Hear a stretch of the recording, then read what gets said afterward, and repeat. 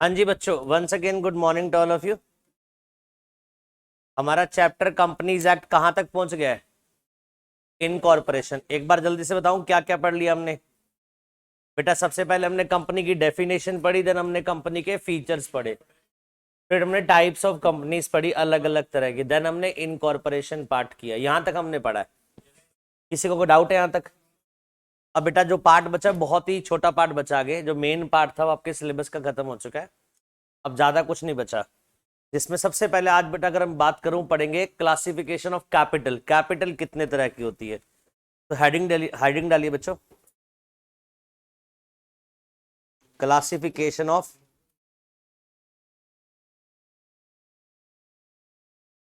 Capital. अच्छा एक बात बताओ, सारे कॉमर्स बैकग्राउंड से हो या कोई साइंस या आर्ट्स से भी है? कोई कॉमर्स, और अगर आर्ट साइंस से होंगे भी तो अकाउंट्स पढ़ रहे हैं इतने टाइम से, बेसिक बातें तो पता लग गई होंगी। मुझे एक बात बताइए, आपने सुना होगा कंपनी की एक ऑथराइज कैपिटल होती है, पता है ये वाली बात? इस ऑथराइज कैपिटल को क्या बोलते हैं? रजिस्टर्ड कैपिटल भी बोलते हैं। ऑथराइज कैपिटल या फिर कौन सी capital? Registered capital. Very good. इसके अलावा जब हम बात करते हैं, कंपनी में एक इशूड कैपिटल भी होती है। क्या नाम होता है बेटा? Issued capital. फिर इसके बाद बेटा कौन सी कैपिटल होती है? Subscribed capital. कौन सी कैपिटल होती है? Subscribed capital. फिर बताइए कौन सी होती है? Paid up capital. फिर कौन सी होती है बेटा? Paid up capital. और अगर लास्ट बात करो, लास्ट फिर कैपिटल कौन सी होती है? हाँ जी, कॉल्ड अप पहले आएगी, पेड अप पहले आएगी? तुमने पेड अप पहले क्यों लिखवा दी भाई? सब्सक्राइब्ड के बाद कौन सी कैपिटल पहले आएगी? कॉल्ड अप कैपिटल पहले आएगी ना, फिर पेड अप कैपिटल आएगी।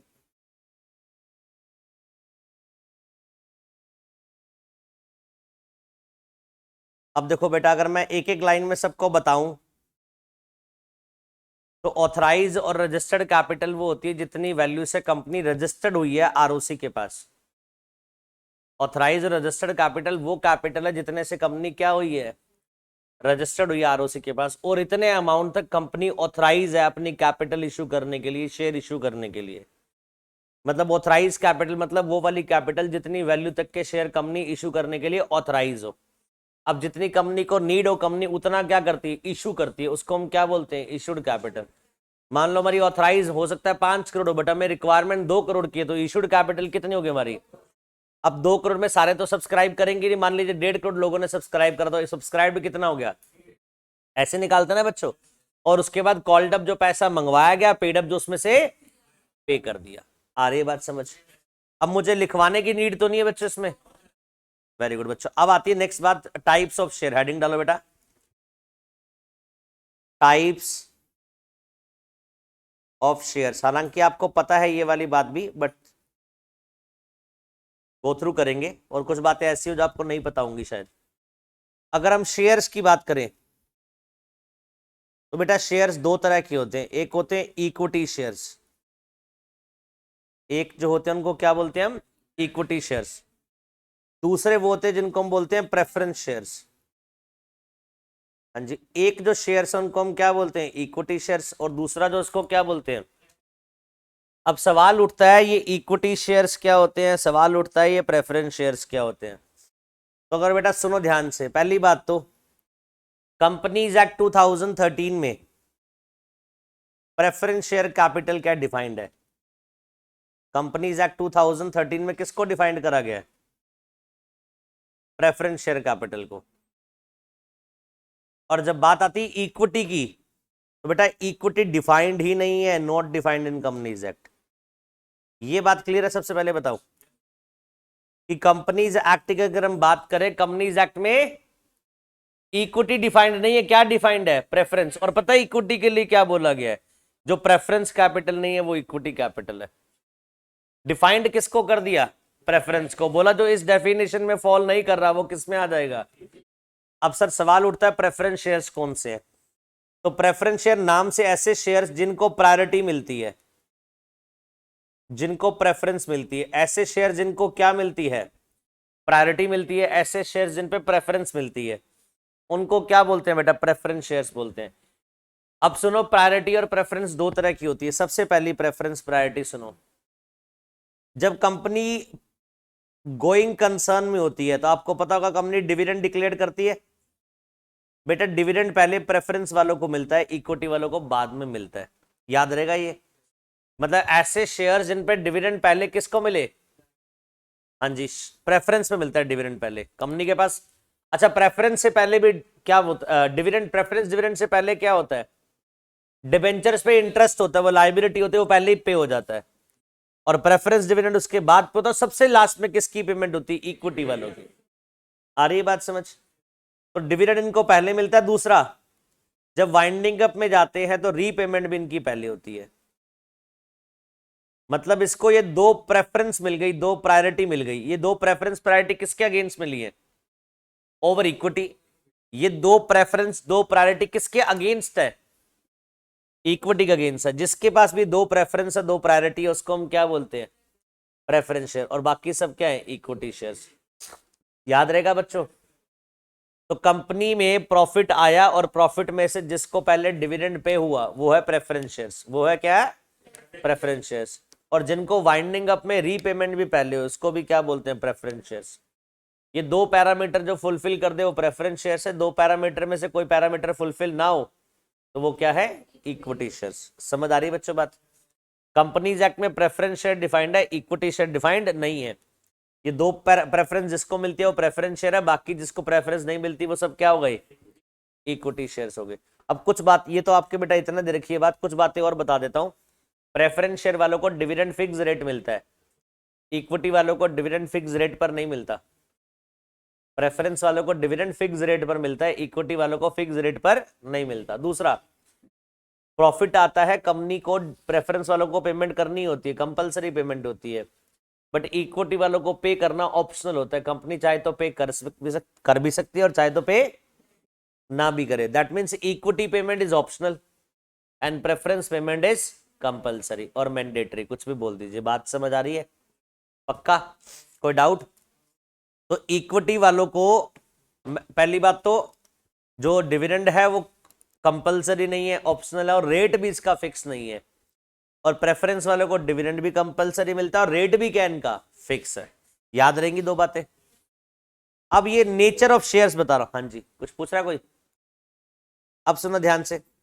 सेक्शन 44 है कंपनीज एक्ट का, वो कहता जो शेयर्स हैं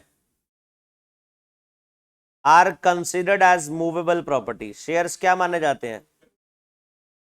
मूवेबल प्रॉपर्टी माने जाते हैं। Shares are considered as movable property and transferable in the manner provided in the article, and transferable in the manner provided by its articles। हाँ जी बच्चों, क्या लिखा है बताइए? शेयर्स मूवेबल प्रॉपर्टी है। इसका मुझे को मतलब बता सकता है? शेयर्स मूवेबल प्रॉपर्टी है। हाँ जी, ये तो बात सही है, ट्रांसफर हो जाते हैं। और बताओ, ये बात भी सही, गुड्स होते हैं। ये कैसे बता दी गुड्स होते हैं? ये पूछ रहा हूं। डिफाइंड कर रखा है कहां पर? सेल्स ऑफ गुड्स एक्ट में बोल रखा है, बट हम तो कंपनीज एक्ट पढ़ रहे हैं ना। बिल्कुल, सेल ऑफ गुड्स एक्ट के रेफरेंस लोगे, सेक्शन 2 क्लॉज 7 में बोला गया है goods means every kind of movable property include share stocks. याद है ऐसा कुछ पढ़ा था? ग्रोइंग क्रॉप्स, ग्रोइंग ग्रास, है ना? तो वहां पर भी शेयर्स को क्या माना गया? गुड्स। और कंपनीज एक्ट में भी शेयर्स को क्या माना गया? Movable goods. और ट्रांसफर कैसे करेंगे? In the manner provided by articles. Transfer का मैनर कहां दिया होगा? आर्टिकल ऑफ एसोसिएशन में। उस मैनर के अकॉर्डिंगली क्या कर सकते हैं? ट्रांसफर कर सकते हैं। समझ आ गई बात? चलिए बेटा। अच्छा, प्राइवेट कंपनी की बात करें, शेयर्स ट्रांसफर पे रिस्ट्रिक्शन होती है। पब्लिक कंपनी की बात करें, शेयर्स ट्रांसफर पे कोई रिस्ट्रिक्शन नहीं होती।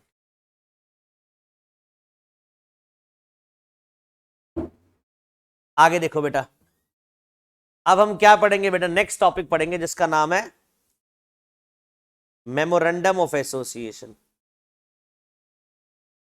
क्या नाम बेटा? Memorandum of association. हर कंपनी अपनी initial at the time of incorporation दो डॉक्यूमेंट बनाती है। एक डॉक्यूमेंट होता है एमओए, मेमोरेंडम ऑफ एसोसिएशन, एक होता है एओए, आर्टिकल ऑफ एसोसिएशन। अगर आपने बेटा इनकॉर्पोरेशन प्रोसेस लास्ट पढ़ा था, याद है? उसमें पहला डॉक्यूमेंट ही कौन सा था जो आरओसी को फाइल करते हैं? MOA and AOA, duly signed by all subscribers. याद है ऐसा कुछ?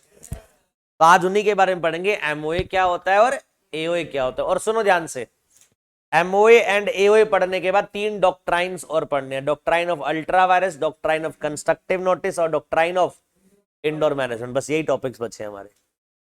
कुल मिलाकर टॉपिक कितने हैं? MOA, AOA, doctrine of ultra vires, doctrine of constructive notice, doctrine of indoor management. और एक टॉपिक कॉर्पोरेट व्हील का मैंने छोड़ा हुआ है, जो शुरू में चैप्टर में दिया था, वो लास्ट में होगा। 6 टॉपिक्स बचे हैं बच्चों, जिसमें एमओए और एओए। सबसे पहले शुरू करते हैं। एमओए क्या होता है बेटा? एमओए होता है कंपनी का ऑब्जेक्ट। एमओए एक ऐसा डॉक्यूमेंट है जिसमें कंपनी के ऑब्जेक्ट दिए होते हैं, कंपनी क्या करेगी ये कौन बताएगा? एमओए।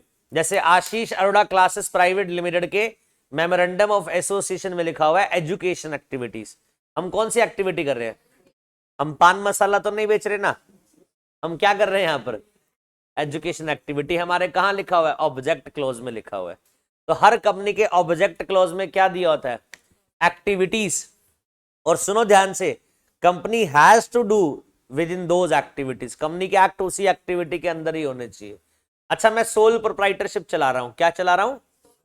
Sole proprietorship. आज मैं जूते बेच रहा हूं, मेरा काम नहीं चले, कल मोमोज बेच रहा हूं, वो काम ना चले, परसों मैं क्या करूंगा? जिनसे बेचना शुरू कर दूंगा। मेरे ऊपर कोई रिस्ट्रिक्शन नहीं, कोई गवर्निंग लॉ नहीं। याद करो, पहले ही शुरू में बताया था, सोल प्रोप्राइटरशिप के ऊपर कोई गवर्निंग लॉ नहीं होता और फ्लेक्सिबिलिटी ज्यादा होती है। कंपनी के लिए नहीं होती फ्लेक्सिबिलिटी। जो आपके ऑब्जेक्ट क्लोज में क्या दे रखा है? ऑब्जेक्ट दे रखा है, एक्टिविटी दे रखी है, आपके एक्ट उसी के अंदर होने चाहिए। It should be with in that object.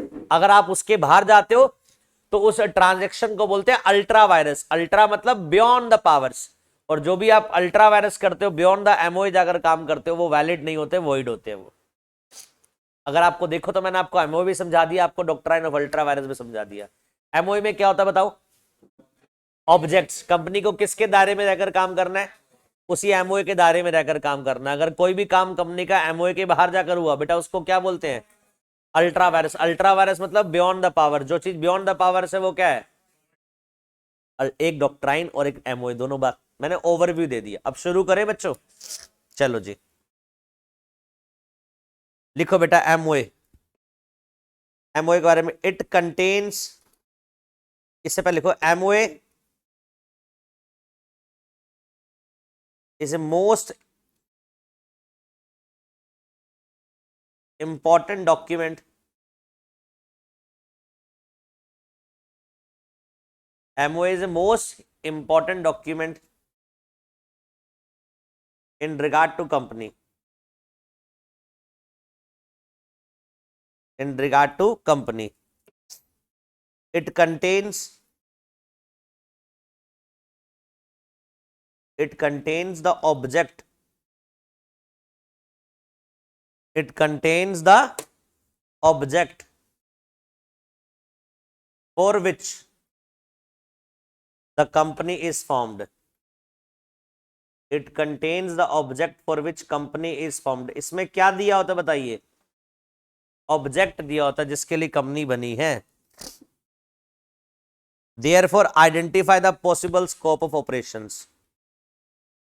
Therefore identifies the possible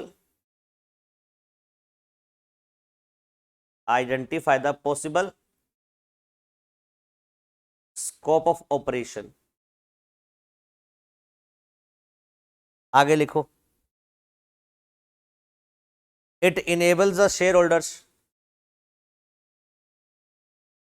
it enables shareholder, comma creditor and all those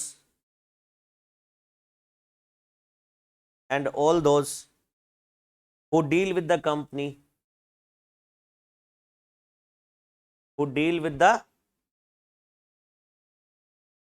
to know what its powers are, what its powers are,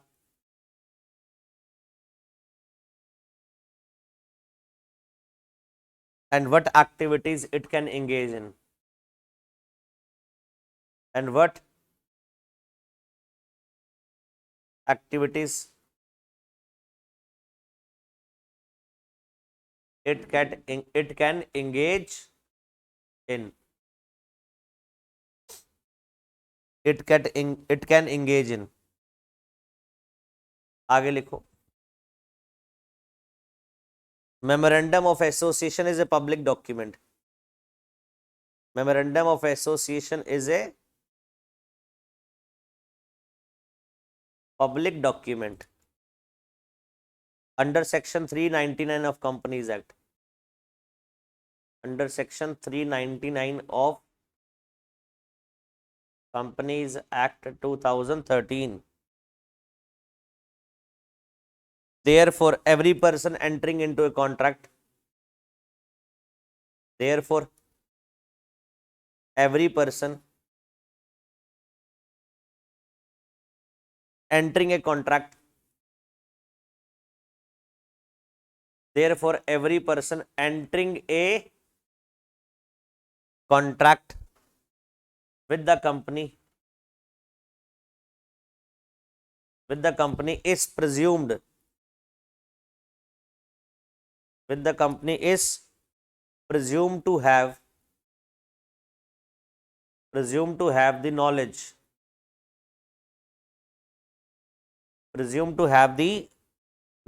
of the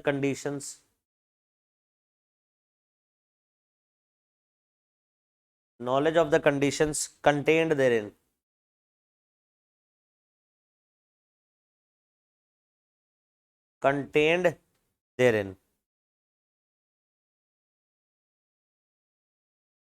आगे लिखो। A company cannot depart,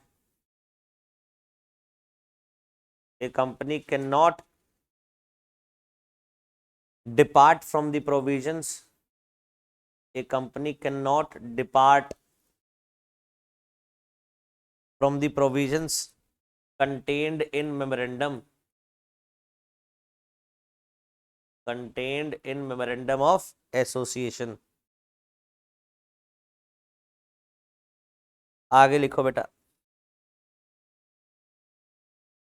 format of memorandum of association, format of memorandum of association.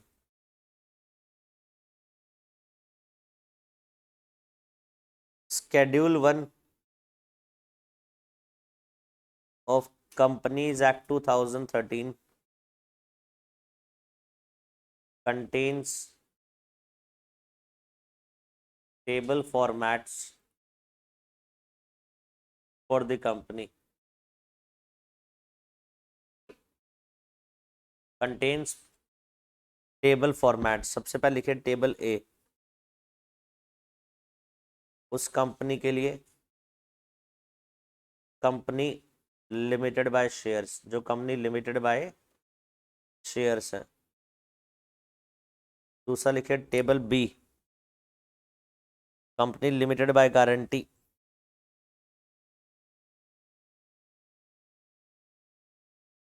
Company limited bye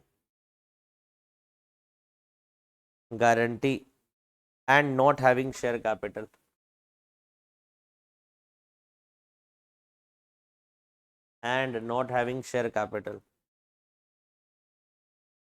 आगे लिखिए table C, company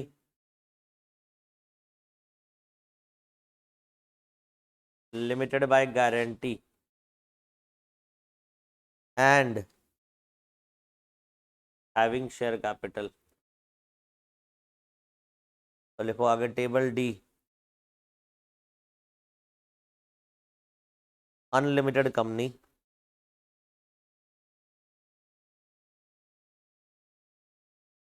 unlimited liability company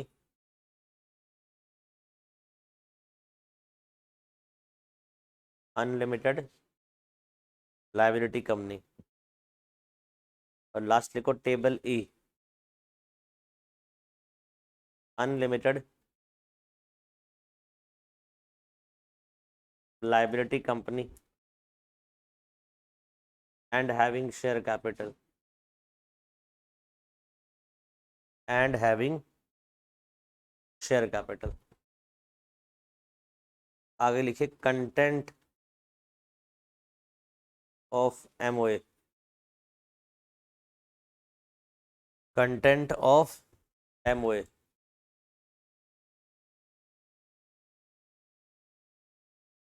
पहला point डालिए name clause,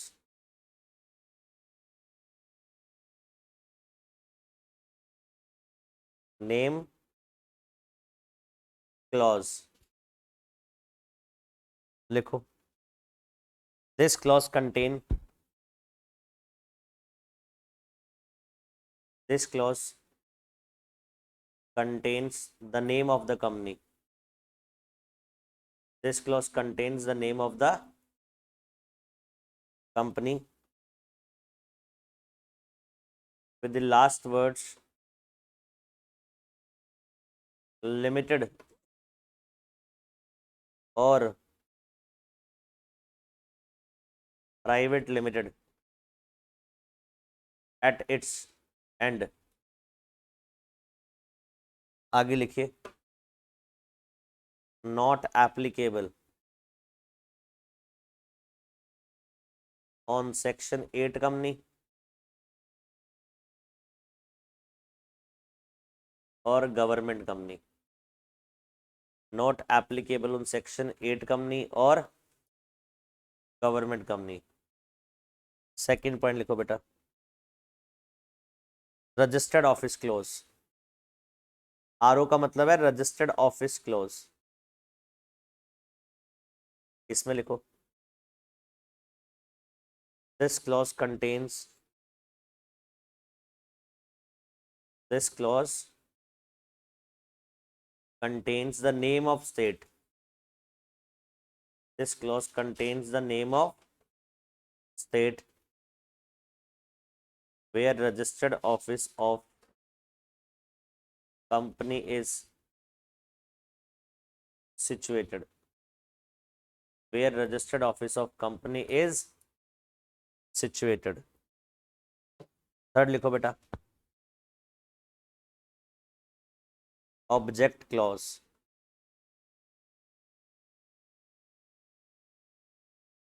object clause में लिखो this clause contains,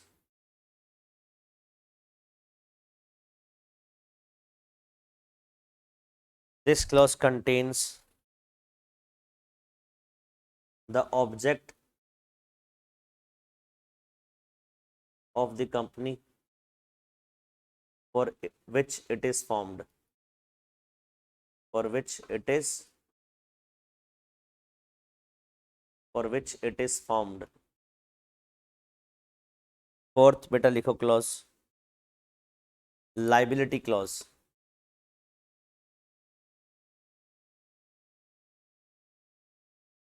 liability clause, इसमें लिखो this clause contains,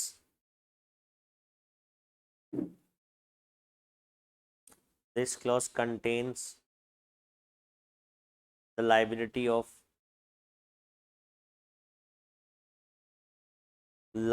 of members of the company, liability of members of the company। Last clause लिखो बेटा, वैसे दो क्लॉज है, एक और क्लॉज लिखो फिर उसके बाद लास्ट क्लॉज बताऊंगा। Capital clause,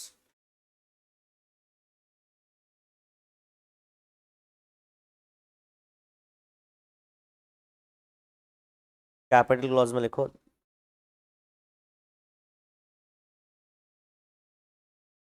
this clause contains, this clause contains the capital of the company, this clause contains the capital of the company।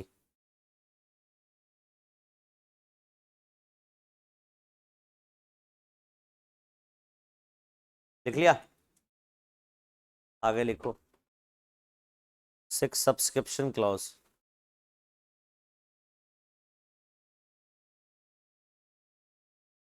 Sixth है subscription clause.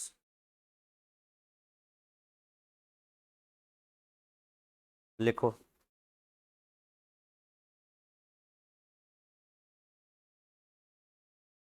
this clause contains the details of subscriber।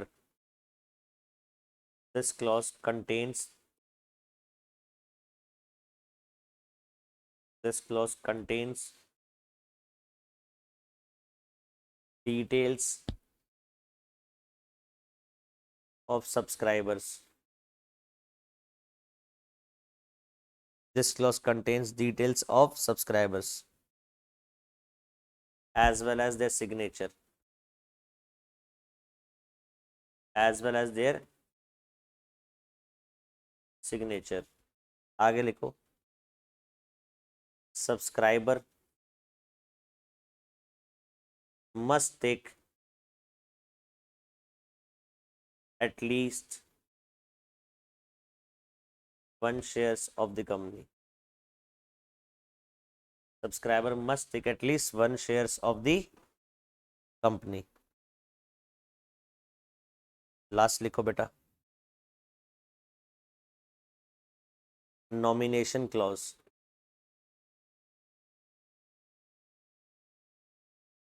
Nomination clause इसमें लिखो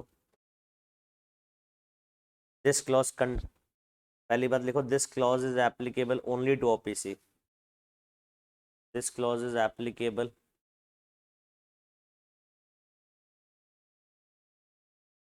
only to OPC। It contains the name of nominee। It contains the name of nominee who in the event of subscriber death, who in the event of subscriber death or incapacity becomes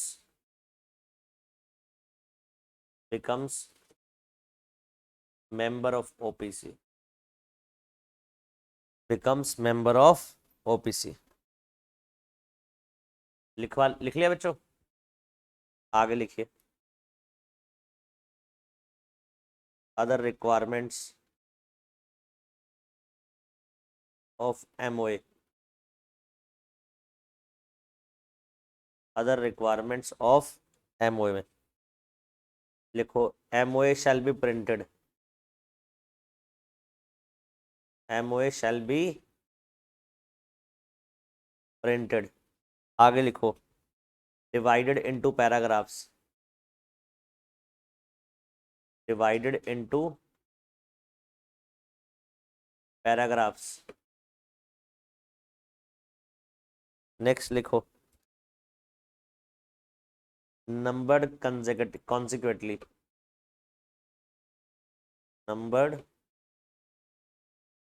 consequently।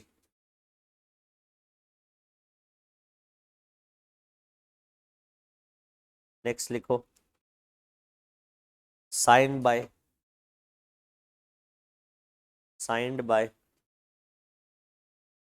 at least 7 subscriber, 2 subscriber, 1 subscriber.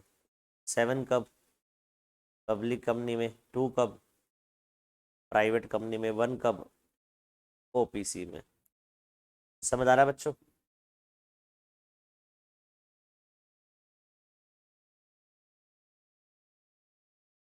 आगे लिखो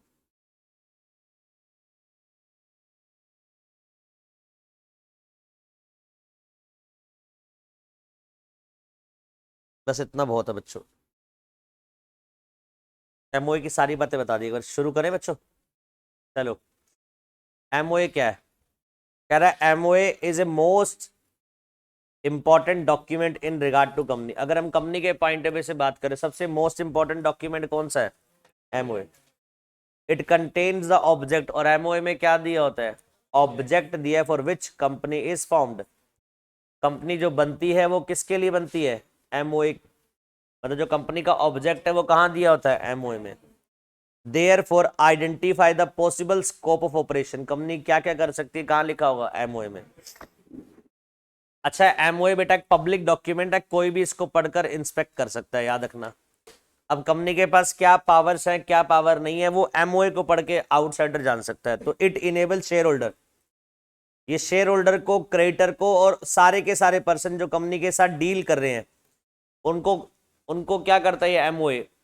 help करता है to know what it powers are. कह रहा है भैया हमारी powers अगर आपको पढ़नी है, हम क्या कर सकते हैं क्या नहीं कर सकते, तो क्या पढ़ लीजिए आप? एमओए पढ़ लीजिए। What activities it can engage in. अब सुनो ध्यान से, ये क्यों बनाया गया बच्चों? डॉक्ट्राइन ऑफ अल्ट्रा वायरस था बच्चों। डॉक्ट्राइन ऑफ अल्ट्रा वायरस क्या कहता है? अगर कंपनी ने मेमोरेंडम के बाहर जाकर काम करा तो वह क्या माना जाएगा? वॉइड। इसके अलावा एक और डॉक्ट्राइन है, डॉक्ट्राइन ऑफ कंस्ट्रक्टिव नोटिस। वो कहता है कंपनी की गलती नहीं, आउटसाइडर की गलती है, वो पढ़कर क्यों नहीं कर रहा है कॉन्ट्रैक्ट कंपनी के साथ? अगर काम कोई पावर कंपनी के पास नहीं है तो ये बात उसको पता होनी चाहिए। अब पता कैसे होनी चाहिए उसको? मतलब क्या पढ़ना चाहिए? एमओए पढ़ना चाहिए, और नहीं पढ़ रहा उसी गलती है। ये दो डॉक्ट्राइन का डिस्कशन होगा बच्चों। एक कौन सा? Doctrine of ultra vires, doctrine of constructive notice. अगर अल्ट्रा वायरस ट्रांजेक्शन हो जाती है तो कंस्ट्रक्टिव नोटिस किसको हेल्प करता है? कंपनी को। और आउटसाइडर को बोलता है तेरी गलती है, तू पढ़कर आना चाहिए था। क्योंकि एमओए कौन सा डॉक्यूमेंट है? साफ साफ लिखा है, पब्लिक डॉक्यूमेंट है। Therefore every person entering into a contract with the company, कभी भी कोई कंपनी के साथ डील करे, is presumed to have, company मानकर चलती है उसे एमओए की कंडीशंस का पता है। मैं नहीं बताऊंगी, उसको पहले से सब कुछ पता है। और जो भी कंपनी डील कर रही है उसको पहले से पता है कि कंपनी ये काम कर सकती है या नहीं कर सकती। और अगर कंपनी ने आउटसाइड एमओए जाकर काम करा तो वो अल्ट्रा वायरस वॉइड हो जाएगा। बट कंपनी कहती मैं रिस्पॉन्सिबल नहीं हूं। क्यों? मैं तो मानकर चल रही थी, आउटसाइडर को पता था, और नहीं पता था मतलब उसने गलत करा। हमारे बीच में कौन सा कॉन्ट्रैक्ट हो गया? वॉइड कॉन्ट्रैक्ट होगा, अल्ट्रा वायरस, देयरफॉर मेरी लायबिलिटी नहीं है। आ रही बात समझ? अब it can not depart, company क्या नहीं कर सकती? डिपार्ट नहीं कर सकती, बाहर नहीं जा सकती। जो एमओए में लिखा है उसके बाहर नहीं जा सकती। अब बताती फॉर्मेट, एमओए के फॉर्मेट कहां दिए गए हैं? तो कंपनीज एक्ट का शेड्यूल 1 जो है बेटा, उसमें फॉर्मेट दिए हैं। टेबल 1 जो कंपनीज एक्ट में दे रखी है शेड्यूल 1 में, वो फॉर्मेट देती है उस कंपनी का जो लिमिटेड बाय शेयर है। याद करो फीचर में लायबिलिटी बेस पर कंपनी बताई थी। तो जो कंपनी लिमिटेड बाय शेयर है वो कौन सा फॉर्मेट यूज करेगी? टेबल ए वाला। टेबल बी वो वाली कंपनी यूज करेगी जो गारंटी कंपनी है और not having share capital, but क्या नहीं है वहां पर? शेयर कैपिटल नहीं है। टेबल सी वो वाली कंपनी यूज करेगी जो गारंटी कंपनी भी है एंड हैविंग शेयर कैपिटल, साथ में क्या है? शेयर कैपिटल भी है। टेबल डी वो वाली कंपनी है जो अनलिमिटेड लायबिलिटी कंपनी है। कौन सी कंपनी है? Unlimited liability company. और टेबल ई वो वाली कंपनी के लिए जो unlimited liability company and having share capital. ये फॉर्मेट दे दिए किसने? कंपनीज एक्ट के शेड्यूल 1 में। कहां दे दिए? शेड्यूल 1 में। अब कंटेंट क्या है यहां पर? सबसे पहले नेम क्लॉज होता है। इस क्लॉज में क्या दिया होता है? कंपनी का नाम। और लास्ट में कंपनी के नाम के लिमिटेड और प्राइवेट लिमिटेड यूज करा जाता है। प्राइवेट लिमिटेड कहां यूज करा जाएगा? प्राइवेट कंपनी में। और लिमिटेड कहां यूज होगा? पब्लिक। बट ये रिक्वायरमेंट सेक्शन 8 कंपनी जो है नॉन प्रॉफिट ऑर्गेनाइजेशन और गवर्नमेंट कंपनी, इन दोनों के ऊपर नहीं लगती। इनको नाम के लास्ट में लिमिटेड प्राइवेट लिमिटेड नहीं लगाना। दूसरा क्लोज होता है रजिस्टर्ड ऑफिस क्लोज। इस क्लोज में क्या होता है? नेम ऑफ स्टेट, स्टेट का नाम दिया होता है where registered office of company is situated. अगर आपका रजिस्टर्ड ऑफिस गुजरात में है तो आपको एमओए के रजिस्टर्ड ऑफिस क्लोज में क्या लिखा होगा? बस गुजरात लिखा होगा, स्टेट का नाम लिखा होगा, कंप्लीट एड्रेस नहीं होता है। आ रही बात समझ? ऑब्जेक्ट क्लोज तीसरा क्लोज होता है बेटा। इस क्लोज में क्या होता है? ऑब्जेक्ट लिखा होता है जिसके लिए कंपनी बनाई जा रही है। सर लायबिलिटी क्लॉज में मेंबर की क्या होती है? लायबिलिटी। अब मैंने लिखवाया नहीं, आप सबको पता है। लिमिटेड बाय शेयर्स में मेंबर की लायबिलिटी कितनी होती है? अनपेड अमाउंट तक। गारंटी कंपनी में लायबिलिटी गारंटी अमाउंट तक की होती है, याद है ना? अनलिमिटेड लायबिलिटी कंपनी में कोई लिमिट नहीं होती। वो बात यहां पर दोबारा रिपीट हो जाएगी। कैपिटल क्लॉज में क्या लिखा होगा बच्चों? Capital, number of share. Capital रूपी में नहीं होती, किसमें डिवाइडेड होती है? नंबर ऑफ शेयर्स में, वो पूरा लिखा होगा। सब्सक्रिप्शन क्लॉज में क्या होता है? इसमें डिटेल्स होती है सब्सक्राइबर्स की। एक बात बताओ, प्राइवेट कंपनी को 2 लोग बनाते हैं, पब्लिक में 7 बनाते हैं, ओपीसी में 1 बनाता है, उनकी डिटेल्स कहां होती है? सब्सक्रिप्शन क्लॉज में। और सब्सक्राइबर्स के ऊपर ऑब्लिगेशन कंपनी का एक शेयर तो लेना ही पड़ता है। अच्छा ज्यादा कितने लेगा? नहीं नहीं, वो तो डिपेंड करता है कितना कैपिटल दे रहा है। मान लीजिए आप 7 लोग मिलकर क्या कर रहे हैं, कंपनी बना रहे हैं, 6 लोग तो 1-1 लाख दे रहे हैं और एक 20,000 पे दे रहा है, तो जिसको 20,000 जिसने दिए उसको कैपिटल भी कम मिलेगी, शेयर होल्डिंग कम मिलेगी। जिन्होंने 1-1 लाख दिया उनको कैपिटल और शेयर होल्डिंग क्या मिलेगी? ज्यादा। तो कह रहा है सब्सक्राइबर्स के ऊपर ऑब्लिगेशन है एक मिनिमम शेयर लेना, ज्यादा कितने लेगा डिपेंड करेगा वो कितना इन्वेस्ट कर रहा है। अरे बोलो भाई, कितना इन्वेस्ट कर रहा है उसके ऊपर डिपेंड करता है, बट एटलीस्ट मिनिमम कितना लेना है? एक लेना है। Next clause nominee clause. याद करो बेटा, ये क्लॉज प्राइवेट पब्लिक में नहीं आता, ये सिर्फ ओपीसी में आता है। इसमें सिर्फ क्या दिया होता है? नेम ऑफ नॉमिनी दिया होता है। क्या दिया होता है? Name of nominee. और नॉमिनी का कोई काम नहीं, जिस दिन सब्सक्राइबर की जो डेथ हो जाती या फिर इनकैपेसिटी हो गई तो बेटा ये नॉमिनी क्या बन जाएगा? मेंबर बन जाएगा। एक बार बताएंगे कितने क्लॉज हो गए बेटा? हाँ जी बताओ दोबारा से एक बार। 7 क्लॉज हो गए। बताओ कौन कौन से क्लॉज हैं 7? पहला नेम क्लॉज। नेम क्लॉज में क्या होगा बताओ? नाम। हाँ जी, नाम के एंड में लिमिटेड प्राइवेट लिमिटेड होता है। दूसरा क्लॉज कौन सा है? रजिस्टर्ड ऑफिस क्लॉज में क्या होगा? स्टेट का नाम जहां पर कंपनी का रजिस्टर्ड ऑफिस है। तीसरा ऑब्जेक्ट क्लॉज में ऑब्जेक्ट। फोर्थ लाइबिलिटी क्लॉज में लाइबिलिटी। फिफ्थ कैपिटल क्लॉज में कैपिटल। 6 सब्सक्रिप्शन क्लॉज में सब्सक्राइबर की डिटेल्स, उनका नाम उनका एड्रेस सब डिटेल्स होती है, उनके सिग्नेचर भी होते हैं। ठीक है जी। और एक एटलीस्ट शेयर उन्हें लेना पड़ता है। नॉमिनेशन क्लॉज बेटा सिर्फ ओपीसी में आएगा, वो तब जब ओपीसी कंपनी एक क्लॉज आएगा और इसमें सिर्फ नॉमिनी का नाम लिखा होता है और वो नॉमिनी मेंबर बन जाता है जिस दिन मेंबर की डेथ हो जाए, परमानेंट इनकैपेसिटी हो जाए। कुछ और रिक्वायरमेंट है, एमओए हमेशा प्रिंटेड होना चाहिए, पैराग्राफ्स में डिवाइडेड होना चाहिए, प्रॉपर नंबरिंग होनी चाहिए और साइंड होना चाहिए 7 सब्सक्राइबर द्वारा। अगर कौन सी कंपनी है पब्लिक, 2 सब्सक्राइबर द्वारा साइन होना चाहिए अगर कंपनी प्राइवेट है, और 1 सब्सक्राइबर द्वारा साइन होना चाहिए अगर कंपनी ओपीसी है। वेरी गुड बच्चों, पता क्या कंप्लीट कर लिया आप लोगों ने? एमओए का पार्ट पूरा कंप्लीट कर लिया। कैसा लगा? सिंपल था ना? अब जल्दी से आओ एओए का पार्ट भी कंप्लीट कर लेते हैं। लिख लिया यहां तक? अब हेडिंग डालो बेटा एओए।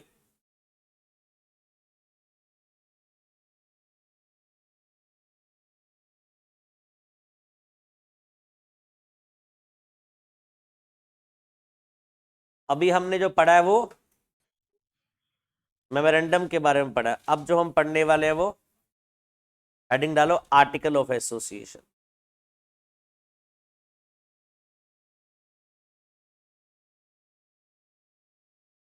Article of association. चलो शुरू करते हैं बच्चों। देखो article of association of company,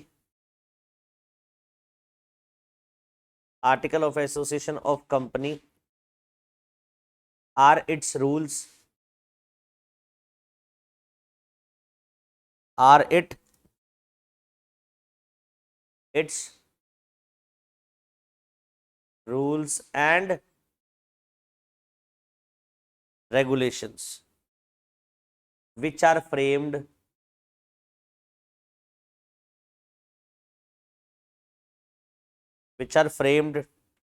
to manage, which are framed to manage its internal affairs, which are framed to manage its internal affairs। आगे लिखो। Just memorandum contains the fundamental condition, just MOA contains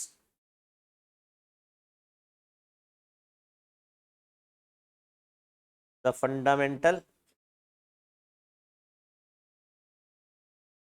MOA contains the fundamental conditions upon which the company is allowed, upon which company is allowed to be incorporated, upon which company is allowed to be incorporated. So also articles are, so also article of associations are the internal regulations of company, are the internal regulations of the company. Articles में बेटा क्या दी हुई है? Internal regulations दी हुई है. आगे लिखिए. Article of association plays a part, article of association play a part subsidiary to memorandum of association, subsidiary to memorandum of association. लिख लिया. आगे लिखिए. Article of association are in fact, article of association are in fact the bylaws of the company, are in fact the bylaws of the company, the bylaws of the company according to which, bylaws of the company according to which director and other officers, according to which director and other officers are required to perform,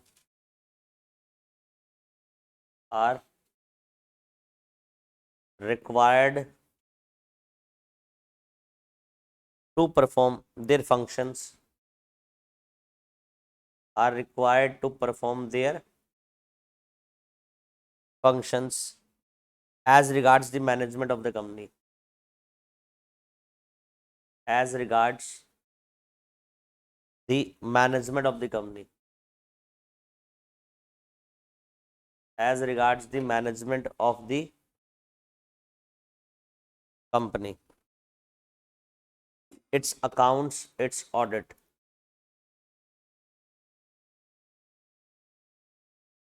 its accounts, its audit.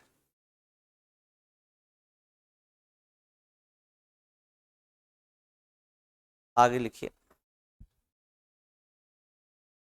Section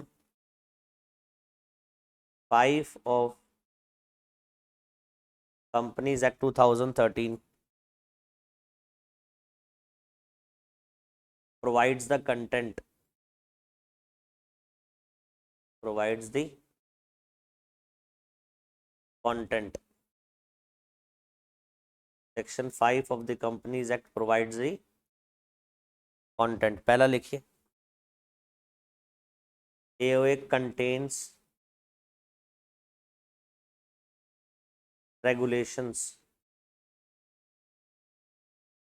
AOA contains regulation for the management of the company, for the management of the company.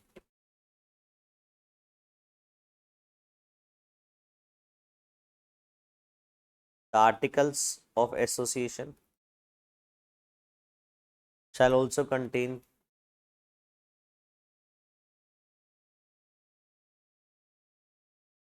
shall also contains such matters as are prescribed, as are prescribed under the rules, under the rules. However, a company may,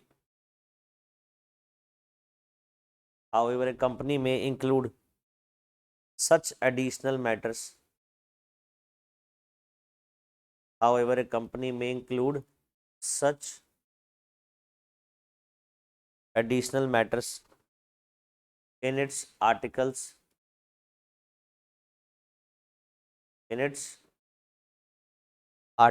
as may be considered necessary, as may be considered necessary. Third लिखिए, AOA may contain provisions for entrenchment. AOA may contain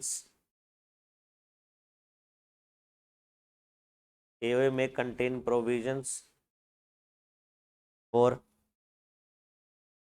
entrenchment.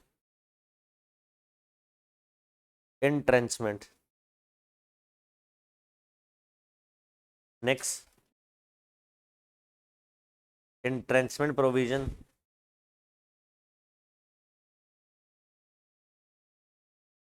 entrenchment provisions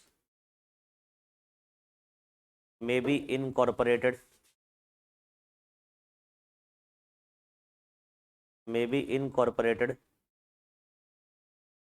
at the time of incorporation,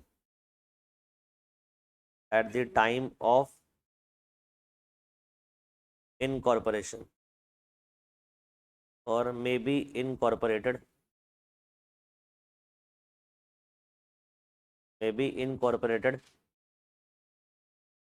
after incorporation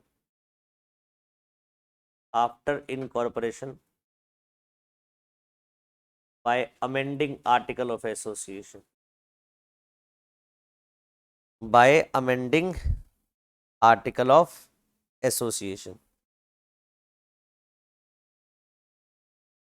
public company के case में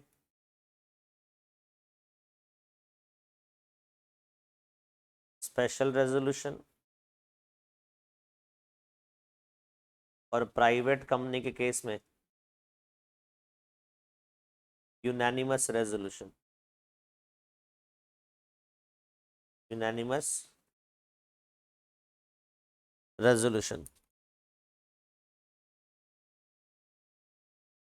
आगे लिखो बेटा. Notice to registrar, notice to ROC of the entrenchment provision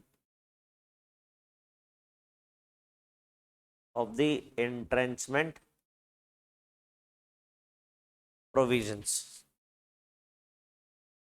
आगे लिखो बेटा. Forms of articles of association are given in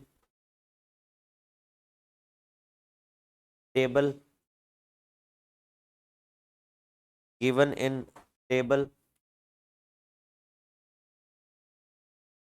FTHIJ of Schedule 1. लीजिए बच्चों, ओवर आर्टिकल ऑफ एसोसिएशन में.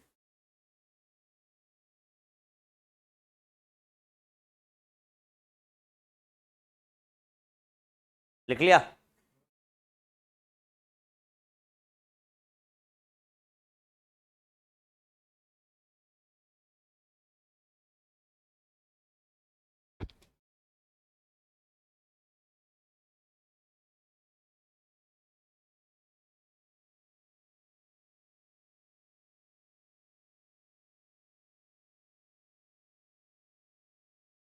डन. चलो जी, अब किसके बारे में पढ़ेंगे बताइए? एओए. पहली बात तो एमओए में क्या दिया था बताएंगे जरा? ऑब्जेक्ट कंपनी की पावर्स कहां दी थी? एमओए. एओए में रूल्स एंड रेगुलेशन दे रखे हैं which are frame to manage the internal affairs. Company के जो इंटरनल अफेयर्स है, इंटरनल मैनेजमेंट को गवर्न करने के लिए, चलाने के लिए इंटरनल की रूल्स एंड रेगुलेशन कहां लिखी जाती है? आर्टिकल ऑफ एसोसिएशन में. तो एमओए में मोटा मोटी पावर्स थी जो कंपनी एक्सटर्नली यूज करती है, और एओए में इंटरनल क्या दे रखे हैं? रूल्स जो कंपनी के मैनेजमेंट के लिए बनाए गए कि किस तरह से कंपनी को रन करना है. समझ आ रही है बात?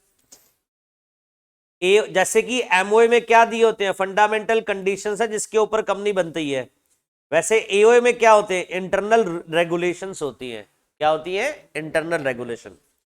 और एओए का पार्ट सब्सिडरी है, मतलब एमओए सुप्रीम है, उसके नीचे कौन है, एओए। तो लिख लीजिए बेटा, अगर एमओए और एओए में कॉन्ट्राडिक्शन आया तो एमओए प्रिवेल करेगा। अगर कोई पावर एमओए में दे ही नहीं रखी बट उसके रिलेटेड रूल्स कहां लिखे गए हैं, एओए में, उसका कोई रेलिवेंस नहीं है जब तक पावर एमओए में ना हो। याद रहेगा बच्चों, लिख लीजिए, in case of conflict between MOA provisions and AOA provisions,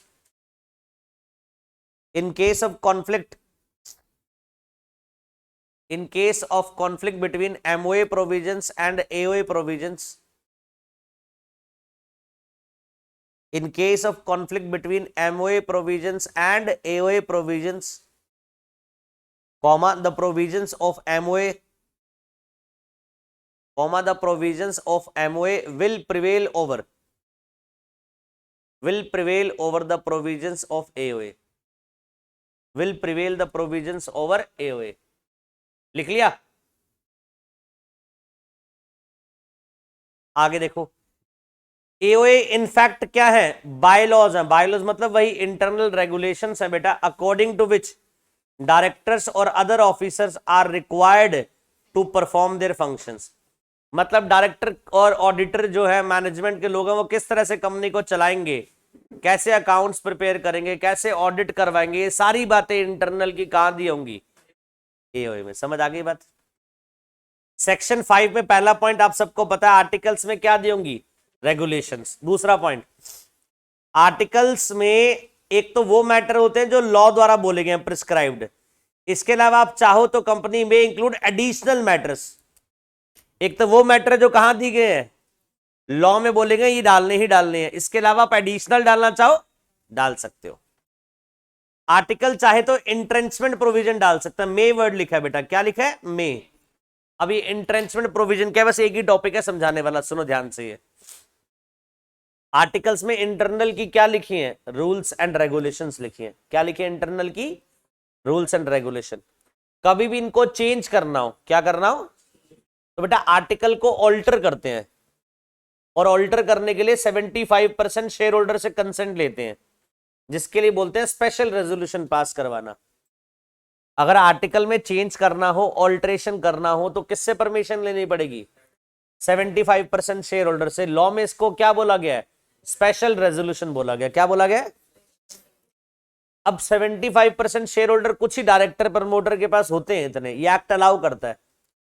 अब जो माइनॉरिटी वाले बच्चे 20-25% है, वो कहते हैं हमारी तो कभी सुनी नहीं आपने, हमेशा क्या करा, आप खुद के पास आपको 75% आप वोट डालकर कभी भी कुछ भी चेंज कर देते हो, मतलब तुम्हारी ही तो चल रही है कंपनी में।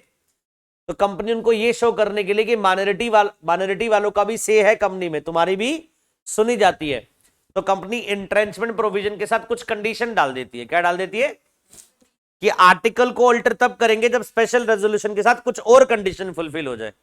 इससे किसको विश्वास दिलवाया जा रहा है, माइनॉरिटी वालों को, कि भाई तुम्हारा भी से है, तुम्हारी भी सुनी जाएगी। तो कंपनी स्पेशल रेजोल्यूशन के साथ क्या कर देती है, कुछ कंडीशंस को अटैच कर देती है, उसे बोलते हैं इंट्रेंचमेंट प्रोविजन, ताकि आर्टिकल ऑफ एसोसिएशन की ऑल्ट्रेशन इजी करे या डिफिकल्ट करे, डिफिकल्ट हो जाएगी बेटा, इजी कहां हो जाएगी। पहले सिर्फ स्पेशल रेजोल्यूशन पास करना था, अब मैं बोल रहा हूं कुछ कंडीशन और लगा देंगे पास ऑल्ट्रेशन के लिए। तो बताओ डिफिकल्ट हुआ काम इजी हुआ, और ये डिफिकल्ट करा क्यों जा रहा है, to protect minority shareholder. ये इंट्रेंचमेंट प्रोविजन कब डाल सकते हो, आर्टिकल में, जब आर्टिकल शुरू में बनाया गया था इनकॉर्पोरेशन के टाइम पर, तभी डाल दो। और तब नहीं डाला तो कब डाल दो, आर्टिकल में, after incorporation. But after incorporation डालोगे तो आर्टिकल को क्या करना पड़ेगा, अमेंड। अगर पब्लिक कंपनी है तो अगेन अमेंड कैसे करिए, कह रहा है स्पेशल रेजोल्यूशन मतलब 75% शेयर होल्डर से अप्रूवल लीजिए, और पब्लिक कंपनी अपने आर्टिकल को अमेंड करके क्या डालेगी, इंट्रेंचमेंट प्रोविजन। दूसरा, प्राइवेट कंपनी है तो भैया फिर क्या करना पड़ेगा, यूनानिमस मतलब 100% शेयर होल्डर से अप्रूवल लेनी पड़ेगी। 100% शेयर होल्डर अप्रूवल देंगे, उस अप्रूवल के बेस पर आप प्राइवेट कंपनी के आर्टिकल को ऑल्टर करके क्या डलवा देना, इंट्रेंचमेंट प्रोविजन डलवा देना। तो इंट्रेंचमेंट प्रोविजन शुरू में डाल सकते हो इनकॉर्पोरेशन के टाइम पर, या बाद में आर्टिकल को अमेंड करके डाल देना। और अगर आर्टिकल को अमेंड करा तो पब्लिक कंपनी के केस में आर्टिकल को अमेंड करने के लिए क्या पास करोगे? Special resolution. और प्राइवेट कंपनी में आर्टिकल को अमेंड करने के लिए यूनानिमस रेजोल्यूशन। और जब भी आप इंट्रेंचमेंट प्रोविजन डाल रहे हो, चाहे इनकॉर्पोरेशन के टाइम पर डाल रहे हो, बाद में डाल रहे हो, इस चीज का नोटिस किसको देना? रजिस्ट्रार ऑफ कंपनीज को, कि हमारे आर्टिकल में क्या डाल दिए गए हैं? इंट्रेंचमेंट प्रोविजंस। ठीक है। अब मुझे एक बात बताओ, एमओए के फॉर्मेट कहां थे? Table A B C D E, table F G H I J, ये फॉर्मेट किसके देते हैं? एओए के। आगे बात समझ। Table A B C D E में फॉर्मेट था एमओए का, एफ जी एच आई जे में फॉर्मेट किसका है? एओए का। ओवर हो गया बेटा एमओए भी, ओवर हो गया एओए भी, ओवर हो गए कैपिटल भी, ओवर हो गई टाइप्स ऑफ शेयर्स भी। बताओ कोई दिक्कत? समझ आ रहा है? मुश्किल है क्या?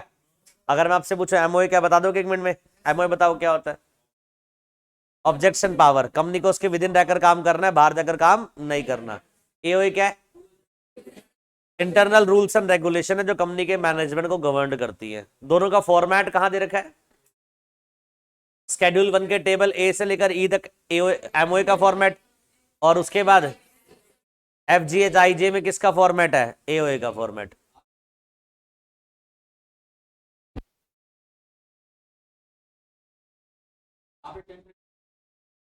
ठीक है बच्चों, तो एमओए में क्या दे रखा है बताइए?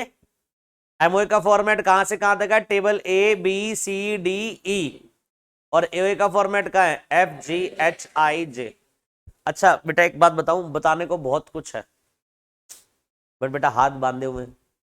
जितना आपके सिलेबस में उतना ही बता रहा हूं, बताने को तो बहुत कुछ है। जब आप इंटर में जाओगे पूरा एक चैप्टर है एमओए एंड एओए का, बहुत कुछ है बताने को। बताओ समझ आ गया?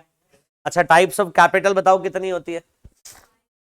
Authorise, issued, subscribed, called up, paid up. Type of shares बताओ? Equity and preference. अच्छा इक्विटी डिफाइंड है, प्रेफरेंस डिफाइंड है? अच्छा प्रेफरेंस डिफाइंड में क्या बोला गया है? जो डिविडेंड जिस पहले मिलता है प्रेफरेंस वालों को, रीपेमेंट पहले मिलती है। जिन दो को प्रेफरेंस नहीं मिलती वो क्या है? इक्विटी है। और उसके अलावा बेटा जो प्रेफरेंस वाले हैं ये फिक्स रेट ऑफ डिविडेंड ले जाते हैं, इक्विटी वालों को फिक्स रेट नहीं मिलता। और शेयर्स कौन से गुड्स माने गए हैं? मूवेबल माने गए, मूवेबल प्रॉपर्टी माना गया। यहां तक हमने पढ़ लिया। अब बच्चों सुनो क्या क्या बच गए। एक तो बच गया doctrine of constructive, doctrine of ultra vires, doctrine of constructive notice, doctrine of indoor management और कॉर्पोरेट व्हील। ये 4 टॉपिक है, बस यही बचे। उसके बाद चैप्टर खत्म। मोस्ट प्रोबेबली नेक्स्ट क्लास में चैप्टर आपका फिनिश हो जाएगा। ये अभी तक जितना करा मुश्किल लगा, इजी है। एक बात बताओ, तुम्हारी अटेंडेंस क्यों कम होती है हर दिन भाई? कभी कोई छुट्टी पे होता है भाई साहब? आप बड़े दिनों बाद दिखे हो, पहले 1-2 क्लास में दिखे थे फिर आप चले गए। अच्छा और आप भी पीछे 1-2 क्लास आए फिर छुट्टी पे चले गए, क्या हो गया था? ऑनलाइन नहीं थी। आप तो पहली बार देख रहे हो क्लास मुझे आज, ऐसे ऐसे जो कर रहे हैं भाई साहब। मेरी सेकंड क्लास आपके साथ? आप कहाँ थे? ऑनलाइन लेते थे, मतलब क्लास ले रहे थे किसी ना किसी मोड में। देखो मैंने पहले भी बोला था और आज फिर बोलता हूँ, पहला रूल होता है सफलता का डिसिप्लिन। तुम तुम देखो बेटा, कभी आओ कभी ना आओ। कभी देखा तुम आ रखे हो, टीचर बोले आज नहीं आ रहा मैं, टीचर चाहे 10 मिनट लेट क्यों ना पर आएगा जरूर वो। हमेशा टीचर प्रेजेंट होते हैं। प्रेजेंट कौन नहीं होता? स्टूडेंट्स नहीं होते। एक दिन कोई आ रहा है, एक दिन कोई आ रहा है, एक दिन कोई आ रहा है। इतने डिसिप्लिन तो होना चाहिए, रेगुलरिटी रखो, बट डेली आना है, डेली आना है, डेली आना है। जब सारी क्लासेस अटेंड कर लोगे ना, चाहे ऑफलाइन मोड में लो चाहे ऑनलाइन मोड में लो, आना जरूर है, क्लास अटेंड करनी जरूर है। और ये छोटे छोटे बहाने, बुखार हो गया, जुकाम हो गया, कमर दर्द हो गई, ये तो होता ही रहता है। ये तो क्या है, पार्ट एंड पार्सल है, किसको नहीं होता? क्यों? जैसे बहुत सारे लोग होते हैं, इनको पूछ लो क्लास में क्यों नहीं आए? सर फीवर हो गया था। अरे भैया हम आयरन मैन थोड़ी, हमें भी तो होता है। मेरे को 12 मास कोल्ड रहता है, आपने गौर भी करा होगा। ठीक है मुझे गर्मी में भी आती है, फिर भी मैं क्लास लेता हूँ सारी। तो एक्सक्यूज थोड़ी होगा मेरा, कोई बीमार हो गया तो मैं क्लास नहीं लूंगा। छुट्टी मत करा करो, पहला रूल है। और एक सच बात बताऊं आपको, तुम अगर क्लासेस सारी प्रेजेंट करो ना तो एग्जामिनेशन के कुछ क्वेश्चन तो तुम्हें क्लासरूम में सर की बताई हुई बातें, मैडम की बताई हुई बातों की याद होंगी, वहीं से सॉल्व हो जाएंगे। अच्छा, उस दिन मैम ने ये बात बताई थी, ये वाला डिस्कशन करा था टॉपिक, फैक्ट बता रहा हूँ ये। तुम अगर आए नहीं, तुम्हें वो कहानियां नहीं याद क्लासरूम की, तुम कैसे लिंक कर पाओगे? तो 2-4 क्वेश्चन ऐसे मिलते हैं जो टीचर की बातें याद आ जाती हैं क्लास वाली, कि सर ने ऐसा बताया था, मैडम ने ऐसा बताया था। अब तो छुट्टी कर रहे हो, जब जॉब करोगे तो छुट्टी नहीं कर पाओगे, वहां पैसे कटेंगे, सैलरी कटेगी ना, तुम हर केस में जाओगे। अभी तुमको लगता है कि तुम्हारे पैसे नहीं कट रहे, पर तुम बेवकूफ हो, पैसे अभी भी कट रहे हैं। तुमने फीस तो दी है हमें, एक एक क्लास की तुम्हारी कॉस्ट है। अगर तुम छुट्टी करते हो 300-400 रुपए तुम्हारे वेस्ट हो जाते हैं। क्या कह रहे हो, पैसा बहुत है सर, कोई दिक्कत नहीं है। क्लास में प्रेजेंट हमेशा रहो, ठीक है, प्रेजेंस में कोई कमी नहीं होनी चाहिए, 100% अटेंडेंस होनी चाहिए। और अगर एक दिन छुट्टी होगी तो गम होना चाहिए इस चीज का कि सर छुट्टी हुई है तो कैसे कवर अप करेंगे। तुम 10 दिन ना हो तुम्हारे चेहरे तब भी खुशी होती है, गलत चीज है ना वो। अब देखो बेटा, जो टॉपिक अब बचे है वो कनेक्टेड टॉपिक है। डॉक्ट्राइन ऑफ अल्ट्रा वायरस मैंने आपको बताया, क्या होता है डॉक्ट्राइन ऑफ अल्ट्रा वायरस बताओ? कंपनी जो भी काम करेगी किसके दायरे में रहकर करेगी? With in the MOA. Company उस एमओए की बेटा पावर्स के बाहर नहीं जा सकती। अगर कंपनी बाहर जाएगी दैट मींस वो अल्ट्रा वायरस ट्रांजैक्शन कर रही है, और जो भी अल्ट्रा वायरस ट्रांजैक्शन है वो वॉइड मानी जाती है, वैलिड नहीं मानी जाती, ठीक है। डॉक्ट्राइन ऑफ कंस्ट्रक्टिव नोटिस मैंने आपको बताया कि जब कोई अल्ट्रा वायरस ट्रांजैक्शन हो जाती है तो वो वॉइड होती है। और आपने कॉन्ट्रैक्ट एक्ट में पढ़ा, वॉइड का मतलब नॉट इन्फोर्सेबल होता है ना, मतलब आप कोर्ट नहीं जा सकते, नॉट इन्फोर्सेबल होता है। एक बात बताओ, कंपनी तो एक डॉक्ट्राइन है constructive notice, doctrine of constructive notice की हेल्प ले लेती है। कंपनी ये बोलती है कि गलती किसकी है, आउटसाइडर की है, वो उसने पढ़कर डील क्यों नहीं करा, उसको एमओए को पढ़कर डील करना चाहिए, तो उसकी गलती हमारी गलती नहीं है। और डॉक्ट्राइन ऑफ कंस्ट्रक्टिव नोटिस कहता है यस गलती आउटसाइडर की, इसलिए हम कंपनी को क्या करेंगे, फेवर करेंगे, आउटसाइडर के क्या करेंगे, अगेंस्ट जाएंगे। देखो इस तरह से कंपनी क्या कर रही, बच रही है हर जगह पर। कायदे से कंपनी के रूल्स है इंटरनल, बट पढ़कर किसको आना चाहिए, आउटसाइडर को पता होना चाहिए कंपनी क्या क्या कर सकती है, क्या क्या नहीं कर सकती। अगर आउटसाइडर एक ऐसा कॉन्ट्रैक्ट कर ले जो करने की पावर कंपनी के पास है ही नहीं, तो वो अल्ट्रा वायरस है, तो वॉइड तो है वो, बट डॉक्ट्राइन कहता है जी आउटसाइडर को कोई हेल्प नहीं मिलेगी, बिकॉज कंपनी मानकर चल रही है कि आउटसाइडर पहले से पढ़कर आया था। तो इस तरह से कंपनी क्या कर सकती है बताइए, फ्रॉड भी तो कर सकती है, जानबूझकर अपनी चीजों को खुद क्या ना करे, कंप्लाई ना करे चीजों को, और बाद में फिर किसके ऊपर निडोरा पीट दे, आउटसाइडर के। तुझे पढ़कर आना चाहिए था, तेरी गलती है। इसके लिए एक और डॉक्ट्राइन बनाया गया, doctrine of indoor management. Indoor management कहता है मैं भी प्रिजम्पशन लेकर चलूंगा। अच्छा, कंस्ट्रक्टिव नोटिस क्या का था, कंस्ट्रक्टिव नोटिस में कंपनी प्रिजम्पशन लेकर चल रही थी, आउटसाइडर को पता है। डॉक्ट्राइन ऑफ इंडोर मैनेजमेंट कहता है आउटसाइडर भी एक प्रिजम्पशन लेकर चलेगा, जो इंटरनल मैटर्स है आर्टिकल्स के वो कंपनी खुद कंप्लाई कर देगी, हमें पढ़ने की नीड नहीं है। लॉ में लिखा गया ये डॉक्ट्राइन। आउटसाइडर क्या प्रिजम्पशन लेकर चल रहा है, इंटरनल चीजें मैं नहीं पढ़ूंगा, इंटरनल चीजें कंपनी खुद कंप्लाई करेगी। और कल को डिस्क्रिपेंसी आई तो ये डॉक्ट्राइन कहता है इंडोर मैनेजमेंट, मैं तो आर्टिकल जो आउटसाइडर है उसको हेल्प करूंगा, कंपनी को हेल्प नहीं करूंगा। तो एक डॉक्ट्राइन क्या हो गया कंपनी के लिए, एक डॉक्ट्राइन क्या होगा आर्टिकल के लिए। कंपनी ये बोलकर पल्ला झाड़ रही है कि तुम्हारी जिम्मेवारी थी, तुम्हें पढ़कर आना चाहिए था। आउटसाइडर कह रहा है मैं भी प्रिजम्पशन लेकर आता, मेरी जिम्मेवारी नहीं, तेरी जिम्मेवारी पढ़ने, तेरी जिम्मेवारी काम करने की। तो ये सारी चीजें हम कब करेंगे, नेक्स्ट क्लास में करेंगे। आ रही बात समझ?